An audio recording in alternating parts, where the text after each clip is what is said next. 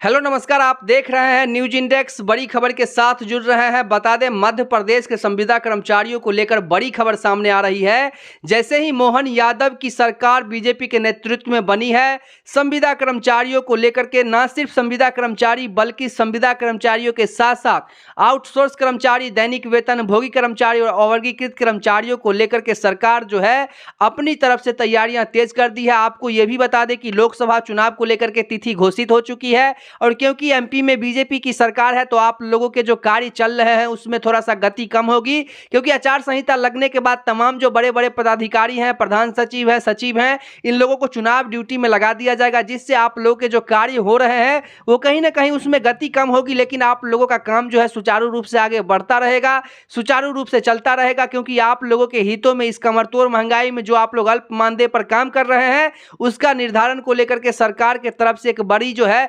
बोला गया है कि आप लोगों के हितों में जो है तमाम विभागों के प्रधान सचिव के साथ उन्होंने कहा है कि अभी के समय में जो संविदा कर्मचारियों को मानदेय मिल रहा है वो कहीं से उचित नहीं है और संविदा कर्मचारियों को लेकर के लगातार मीडिया चैनल आप लोगों के हितों में मांग कर रहा है कि आप लोगों को सिर्फ उचित वेतन ही नहीं बल्कि उचित वेतन के साथ साथ NPS, mediclaim policy, accidental insurance, सप्ताह में छुट्टी, राष्ट्रीय छुट्टी, भविष्य निधि यानी ईपीएफओ, ईएसआई, अनुकंपा सहित आप लोगों को रिटायरमेंट और ग्रेचुइटी मिले। इसको लेकर के लगातार आप लोगों के हितों में जो आवाज उठाई जा रही है उसको लेकर के सरकार कहीं ना कहीं संज्ञान लेना शुरू कर चुकी है। और लगातार आपको बताना चाहेंगे कि बीजेपी ऐसा भी वादा करती है कि हमारी जो सरकार है वो वर्कर के लिए काम करती है, महिलाओं के लिए काम करती है। तो ये सबसे बड़ा सवाल होगा, देखना होगा कि क्या सच में बीजेपी की सरकार जो है सो वर्कर के लिए है, क्योंकि ऐसा उनका बोलना हमें जो लगता है गलत है, क्योंकि तमाम और राज्यों में जो है बीजेपी की सरकार है और उन्होंने अभी तक अपने जो कर्मचारी हैं जो संविदा पर काम कर रहे हैं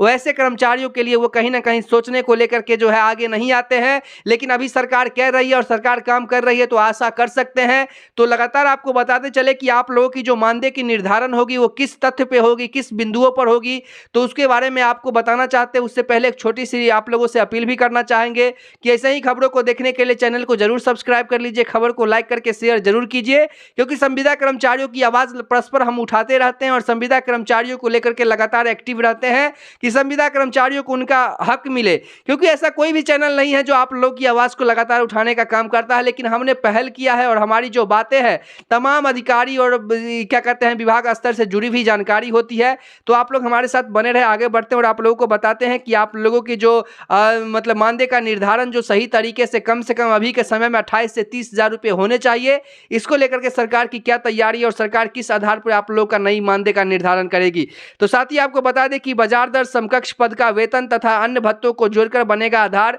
सामान्य प्रशासन विभाग के निर्देश के अनुसार यह समिति 2 बिंदुओं पर विचार कर प्राथमिक का निर्धारण करेगी। साथ ही आपको बता दें कि इसमें पहला बिंदु बाजार दर होगी, वहीं दूसरा बिंदु सरकार में उपलब्ध समकक्ष पद के प्रारंभिक स्तर का वेतन, महंगाई भत्ता एवं अन्य भत्तों को मिलाकर समेकित रूप से प्राप्त योगफल होगा। साथ ही बताते चले कि विभाग ने सभी विभागीय अपर मुख्य सचिव, प्रधान सचिव व सचिव से कहा है कि यदि नियोजित कर्मियों के मानदेय का निर्धारण उचित प्रावधान के तहत नहीं किया गया है तो आपने नियंत्रण के अधीन संविदा पर नियोजित कर्मियों के प्राथमिक निर्धारण पुनरीक्षण साथ ही संबंधित प्रस्ताव उक्त समिति के समक्ष विचार के लिए भेजे, ताकि इस संबंध में आगे की कार्रवाई जो है जल्द से जल्द हो सके, जिससे तमाम वर्ग के संविदा कर्मचारी को जो इस कमरतोड़ महंगाई में अपने रोजमर्रा की जिंदगी से जो वो जूझ रहे हैं उससे उनको जूझना नहीं पड़े। एक उचित जो मानदेय होना चाहिए, क्योंकि सरकारी विभागों का अधिक से अधिक काम जो है संविदा कर्मचारियों के कंधे पर ही होता है। इस बात से सरकार आप लोगों को वादा खिलाफी नहीं कर सकती है, जिसको लेकर कि सरकार आप लोगों के लिए जो है परस्पर काम कर रही है। साथ ही हमने आपको बताया कि लोकसभा चुनाव को लेकर के थोड़ा सा कार्य में गति कम हो सकता है, लेकिन परस्पर काम चलता रहेगा, इस बात की भी जो है रिपोर्ट है। साथ ही बताना चाहेंगे कि आप लोगों के हितों में सरकार लगातार कब तक ऐलान करेगी, इस बात की पुष्टि जानकारी अभी हमारे पास नहीं है। जब भी जानकारी आती है आप लोगों को तमाम जानकारी से अपडेट करते रहेंगे। तब तक के लिए देखते रहिए न्यूज इंडेक्स।